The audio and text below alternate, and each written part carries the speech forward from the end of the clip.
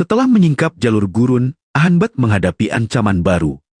Racun kini menyebar ke wilayah urban kota, menandai jaringan yang lebih luas dan terorganisir. Menyamar sebagai pedagang, ia menelusuri gang sempit dan gudang obat ilegal, mencatat setiap jejak transaksi dan produksi racun yang disempurnakan. Setiap langkah mengungkap pola distribusi massal, menyambungkan gurun, kota, dan jalur utara bersalju. Ancaman semakin dekat ke pusat kekuasaan, menuntut kecermatan dan keberanian. Dengan kontrak pengiriman sebagai petunjuk, Ahanbat bersiap menembus tepa utara, menapaki rute yang berbahaya namun strategis, menghadapi musuh yang lebih licik dan jaringan kriminal lintas wilayah yang semakin besar. Ahanbat memasuki kota dengan menyamar, menaiki keledai agar tampak seperti pedagang biasa. Setelah menelusuri jalan sempit dan gang tersembunyi, ia turun di penginapan kecil di pojok kota. Dari sana, ia mengamati aktivitas lokal, mencatat pola pergerakan pedagang dan potensi jalur racun tanpa menimbulkan kecurigaan.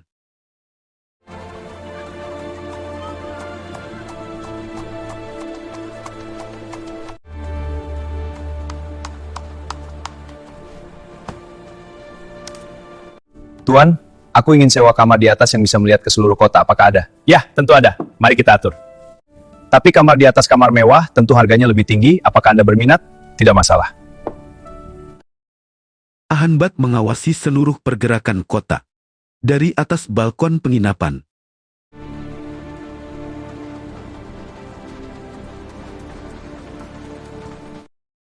Ahanbat menerima berita kematian pedagang obat yang tiba-tiba tewas tanpa luka. Gejala tubuhnya mirip korban sebelumnya, menandakan pola racun berulang. Kasus ini menarik perhatiannya karena menunjukkan racun telah menyebar ke wilayah urban, mengaitkan jaringan gurun dengan kota, dan mengindikasikan ancaman lebih besar. Tuan Ahanbat, mayat ini mati karena keracunan, tapi racunnya aneh. Saya periksa di tubuhnya seperti tidak ada bekas racunnya. Tuan Coroner, ini persis seperti yang terjadi pada Adipati Harkun. Bahkan aku punya catatan resep racunnya. Perlihatkan padaku.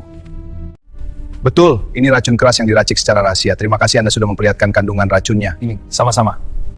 Terima kasih, senang bekerja sama dengan Anda.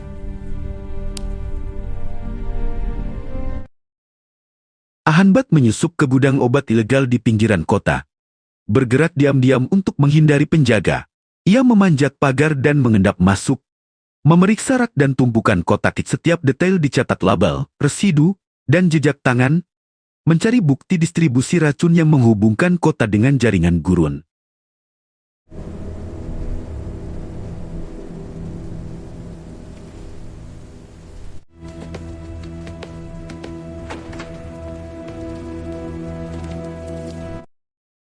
Di dalam gudang, Ahanbat menemukan bahan racun, identik dengan kasus sebelumnya, namun kini disempurnakan. Efeknya lebih cepat mematikan dan lebih sulit terdeteksi. Catatan produksi menunjukkan pengembangan sistematis.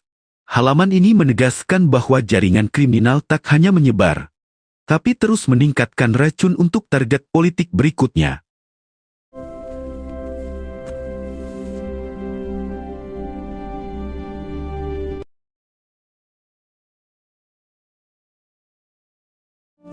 Ternyata racun ini ditingkatkan efeknya dan makin dibuat sulit dideteksi. Ini gawat.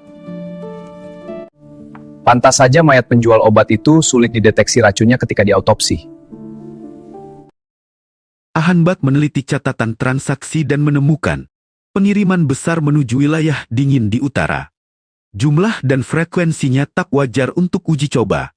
Ia menyadari racun telah melewati fase eksperimen dan kini siap diproduksi serta digunakan secara massal. Menandakan rencana besar yang segera dijalankan terhadap sasaran strategis. Di dalam catatan ini ada laporan rencana pengiriman. Wow, untuk apa sebanyak ini? Berapa banyak yang mau diracun?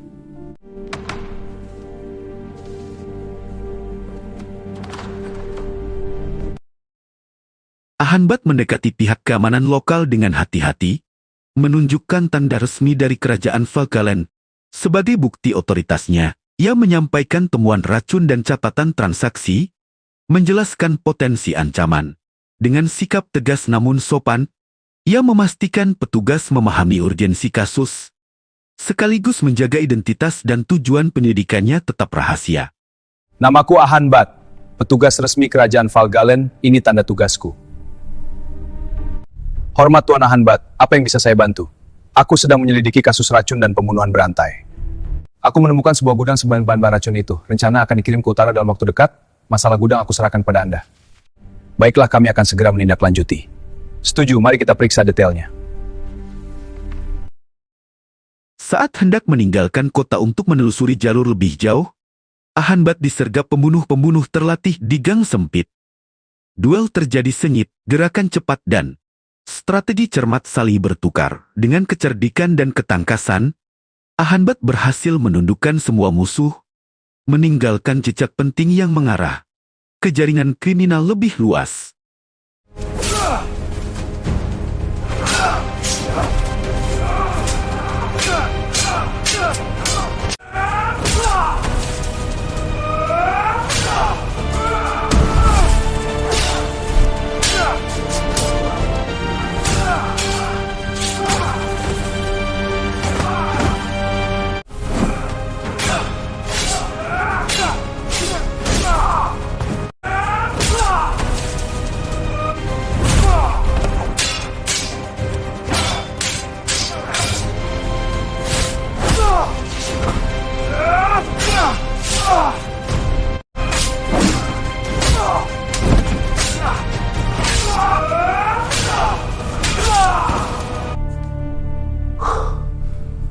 Pertarungan ini benar-benar melelahkan.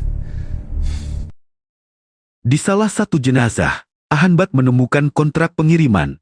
Bertanda wilayah stepa bersalju, bukti jelas keterlibatan jalur utara.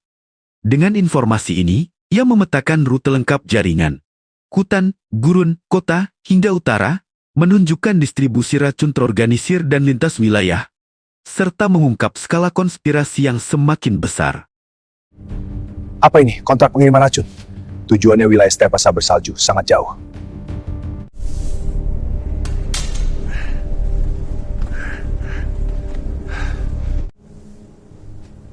Aku harus segera bertindak.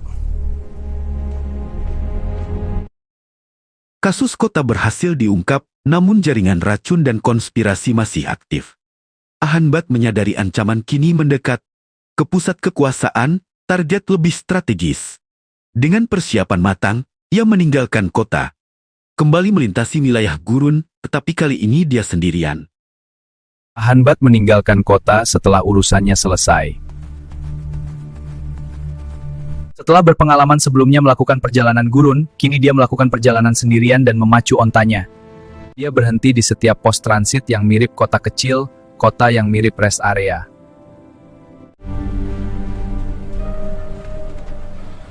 Selamat datang Trinity Pembandat, informasi. Dia pun melanjut perjalanan menuju kota benteng yang dijaga pasukan Panglima Gobek Tarkhan.